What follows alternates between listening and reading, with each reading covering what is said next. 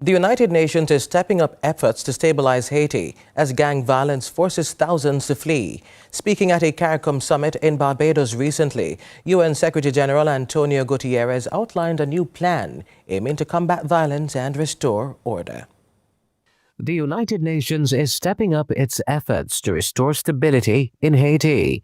UN Secretary-General António Guterres says a new proposal will be presented to the Security Council, ensuring Haiti receives the necessary support to combat gang violence and rebuild governance structures. It is my intention to present to the Security Council a proposal that is very similar to the one that we have presented for Somalia, in which the UN assumes the responsibility of the structural and logistical expenditures that are necessary to put the force in place.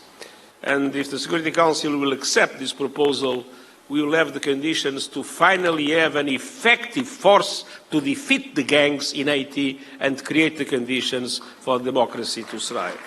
Guterres was speaking recently at the 48th regular CARICOM meeting in Barbados. CARICOM leaders, who have been calling for urgent action on Haiti, welcomed the announcement, albeit with cautious optimism. Their situation continues to be of major concern to us, and it is not going to be sufficient just to be able to say that Haiti will have an election on November 15th. It is not going to be sufficient to just stabilize the security situation of Haiti.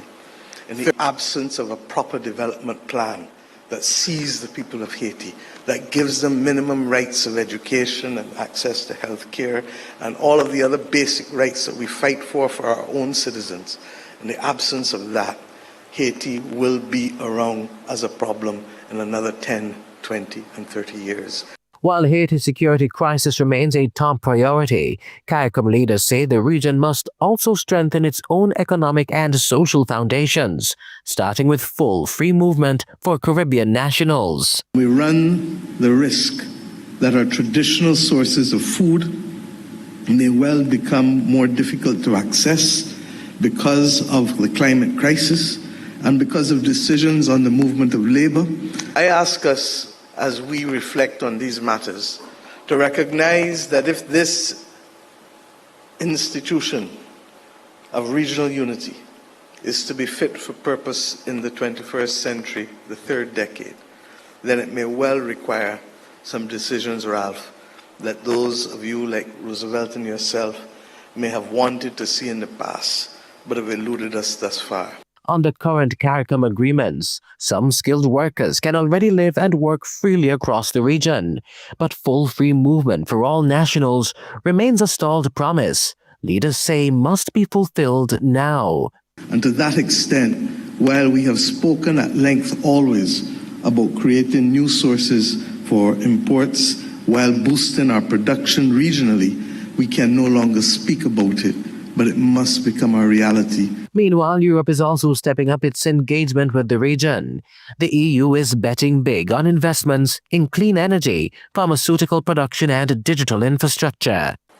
Together we can build local solutions to the most burning global issues. What we have to do is join forces and tap into this potential.